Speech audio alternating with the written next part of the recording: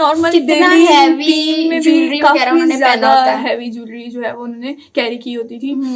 यहाँ पे भी भारत को सोने की चिड़िया कहा जाता था और आज भी कहा जाता है जी। और दुनिया का 11% गोल्ड तो सिर्फ भारतीय विमेंस के पास है। आप अंदाजा लगाते जो कि मेरे ख्याल से 18,000 टन के करीब ये जो है गोल्ड। बयान नहीं कर सकता, मतलब इतना ये सोना था कि यार क्या बात है। यानी अच्छा, इसका मतलब है कि भारत बहुत अमीर है।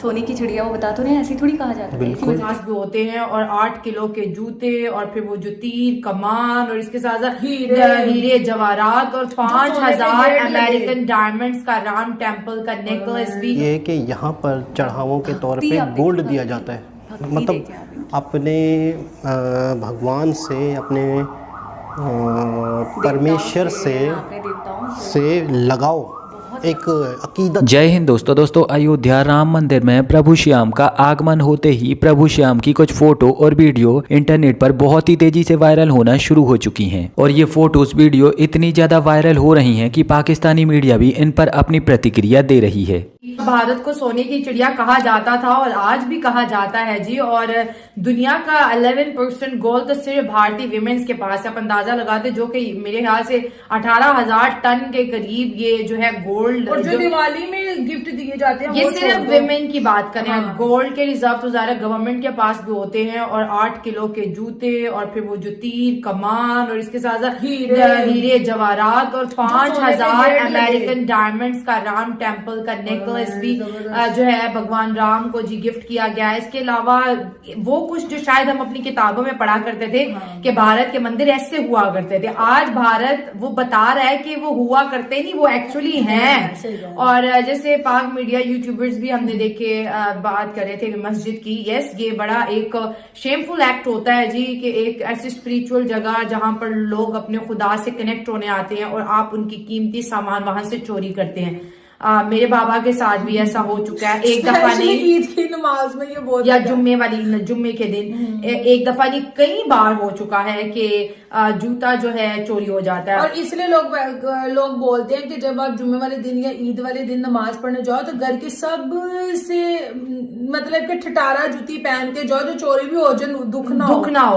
और अगर मैं अपने बाबा की बात करूं तो वो हमेशा बहुत अच्छे जूते पहनते हैं। कुछ अब दरअसल राम मंदिर में प्रभु श्री राम की प्राण प्रतिष्ठा होते ही जब प्रभु श्री राम का चेहरा सबके सामने आया तो न्यूज और मीडिया ने प्रभु श्री राम की कई सारी फोटोज और वीडियोस इंटरनेट पर अपलोड करना शुरू कर दिया। ये फोटो और वीडियो इंटरनेट पर आते ही वायरल होना शुरू हो गई और लोग इन्हें भर भर कर शेयर कर रहे थे। प्रभु श्री राम की ये फोटो और वीडियो इंटरनेट पर इतनी ज्यादा वायरल हो गई कि पाकिस्तान की आम जनता से लेकर पाकिस्तान की मीडिया तक ने इन पर अपनी प्रतिक्रिया देना शुरू कर दिया। अब हुआ ये था कि इन फोटोज और वीडियो में ये साफ साफ दिखाई दे रहा था कि भारतीय हिंदू लोगों ने अपने आराध्य को कितनी बड़ी मात्रा में स्वर्ण आभूषण उपहार में दिए हैं, क्योंकि प्रभु श्री राम ने जो अपने गले में स्वर्ण आभूषण धारण किए थे तो उनका वजन बहुत ही ज्यादा था और ये 24 कैरेट शुद्ध सोने के बने हुए थे। इन स्वर्ण आभूषणों में कई प्रकार के विभिन्न ऐसे रत्न जड़े थे जो कि बहुत ही ज्यादा रेयर होते हैं और इन्हीं सब कारणों की वजह से इन स्वर्ण आभूषणों की जो कीमत है वो लाखों में नहीं बल्कि करोड़ों रुपए में थी। और इसीलिए इन स्वर्ण आभूषणों की कीमत सुनकर पाकिस्तानी मीडिया के भी होश उड़ चुके थे।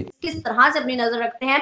अगर हम बात करें राम मंदिर की तो पाकिस्तान के लिए एक बहुत ज्यादा दुख वाला ये इमोशन कह लें या जो भी इसको समझ लें कि पाकिस्तान की इसके साथ बहुत ज्यादा फीलिंग्स जुड़ी हुई थी। तो आप इसको किस चीज की किस नजर से देखते हैं राम मंदिर की इनॉग्रेशन को? नहीं, मेरा पहला सवाल तो ये है, पाकिस्तान की क्यों जुड़ी हुई थी फीलिंग्स? क्योंकि बाबरी मस्जिद का इंसिडेंट था इसके साथ। नहीं तो बाबरी मस्जिद का पाकिस्तान से क्या ताल्लुक है? हमारी मस्जिद थी और लोग आज भी इस चीज को बड़ा ज्यादा इंडिया की मस्जिद थी, इंडिया की मस्जिद हाँ, लेकिन इबादत गाह तो मुसलमानों की थी ना। इंडिया में मुसलमान नहीं है? हैं, बिल्कुल हैं। तो पाकिस्तान को क्या मिर्ची चली थी? और पाकिस्तानी कहते हैं कि भाई इंडिया ने हमारी मस्जिद पर कब्जा किया और तोड़ के तो अपना मंदिर बना दिया। तो इस चीज को मैं नजर रखते हुए आपसे सवाल किया है।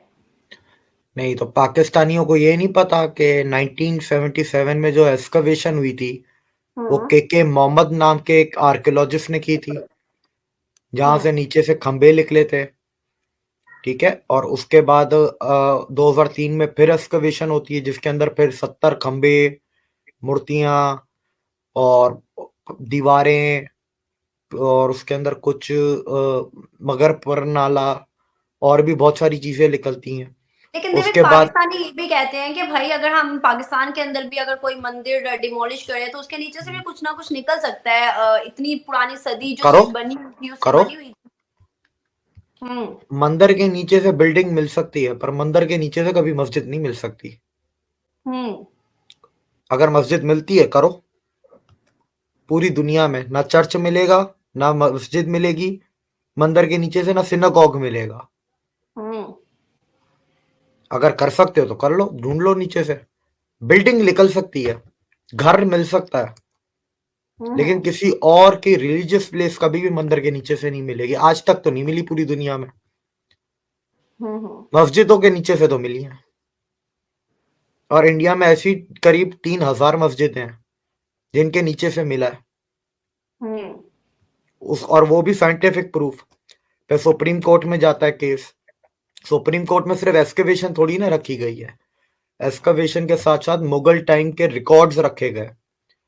18th सेंचुरी में जो ब्रिटिश फ्रेंच ट्रेवलर्स थे, जो आपके इंडिया ट्रेवल करने आते थे, यहाँ पर लिखते थे, उनकी किताबों को रखा गया है। फिर 1857 वगैरह, उसके बाद ये पूरा टाइम ये सारा ब्रिटिश एरा था, तो ब्रिटिश एरा के सारे डॉक्यूमेंटेशन रखे गए अंग्रेजों के। सबसे बड़ी बात, कौन सा है वो, इब्ने बतूता जो ट्रेवलर था मोरक्को का, उसने जब इंडिया ट्रेवल किया था तो उसने जो किताब लिखी थी, उस किताब में उसने मेंशन किया है कि अयोध्या में राम मंदिर था और ये राम जन्मभूमि है। इब्ने बतूता कब आया था? 11th-12th सेंचुरी, मतलब आज से करीब 800-900 साल पहले।